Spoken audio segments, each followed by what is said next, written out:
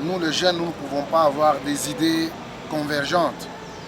Nous tous, nous avons une seule même idée qui est premièrement la communion avec toute la population du Nord Kivu et puis deuxièmement celle de la ville de Goma en particulier parce que comme vous le savez ouvertement, c'est là où le Rwanda a fait irruption, c'est là où le Rwanda a débordé justement pour occuper illégalement cette province et surtout ces coins de la République.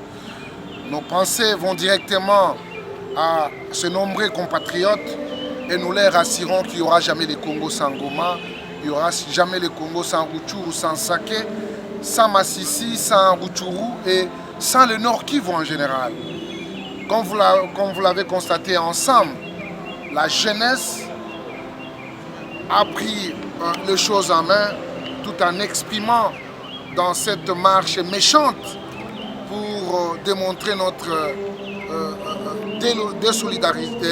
désolidarité avec les gens qui ne veulent pas être sincères avec la République démocratique du Congo.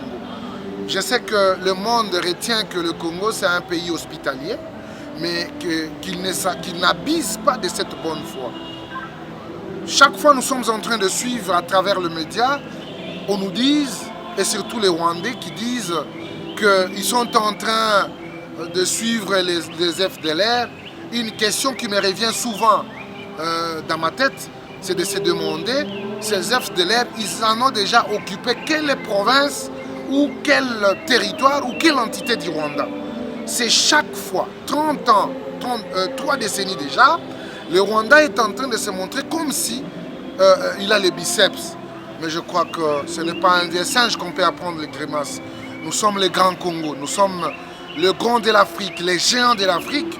Il est important que la jeunesse puisse se mettre debout, tout en privilégiant nos valeurs.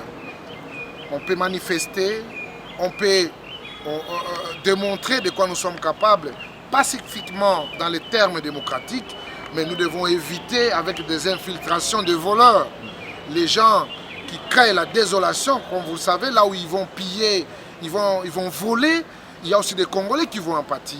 Ils vont manquer du travail, ils vont rester à la maison. Ce n'est pas ça la réclamation. Et je crois que nous sommes tout à fait d'accord par rapport à cette expression de dire non à l'injustice, de dire non à la léthargie de la communauté internationale qui ne veut pas être claire avec la République démocratique du Congo. Et comme je l'ai dit et je le répète toujours, nous sommes de cette génération qu'il faut voir clair.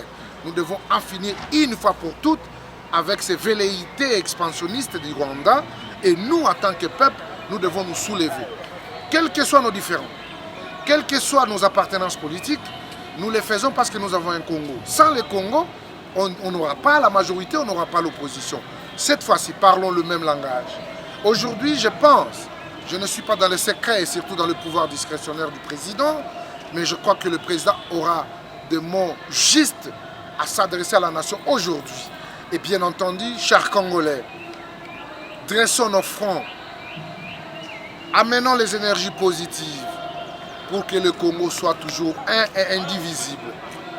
Nous compatissons avec nos frères de l'Est de la République démocratique du Congo, nos frères de Goma, nos frères de Sakelo, nos frères de Rutshuru, Massissi, de Bunagana.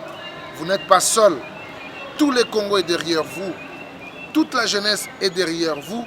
Et je crois que vous allez vous démontrer que la réalité qui a été démontrée à Goma, les jeunes ont tenu.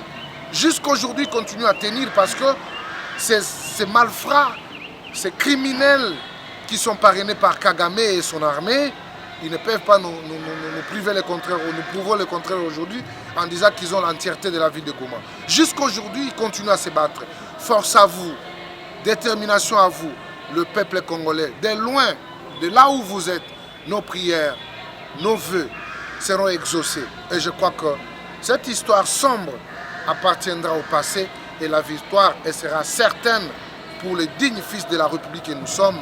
La jeunesse debout, la jeunesse déterminée, la jeunesse qui regarde la vérité en face, c'est cette jeunesse qui va festoyer la victoire finale, qui va s'imposer devant cette armée rwandaise marionnette qu'elle est. Je sais qu'il y a beaucoup de puissance derrière, mais notre cause est juste, notre cause est valable. la terre de nos ancêtres sera défendue par ses propres fils que nous sommes. Et nos ancêtres sont derrière, la force ancestrale est derrière, les lacs parlera, le volcan, il est là. Et je vous assure, les pierres et surtout les laves du volcan vont aussi se rappeler que nous sommes la République démocratique du Congo et nous ne permettrons jamais que l'ennemi puisse quitter ses frontières pour nous mettre en esclaves. Je crois que ça ne tiendra pas. Un Congo uni est valable avec le président de la République qui ne dort pas, très déterminé pour en finir une fois pour toutes avec Kagame.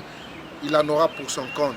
Il sait jouer avec les autres régimes. Je crois aujourd'hui, il a des calculs dans sa tête et il verra cette vérité devant lui parce que les Congolais ne céderont à aucune minute, à aucune tierce de laisser l'intégrité du territoire national être bafouée par un petit Rwanda, un petit pays, un point dans l'Afrique.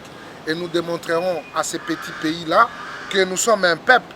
On n'a pas un problème avec le peuple rwandais, mais on a un problème avec l'hégémonie et surtout ces dictateurs qui se croient être le buveur de sang. Et maintenant, il veut s'approvisionner au Congo.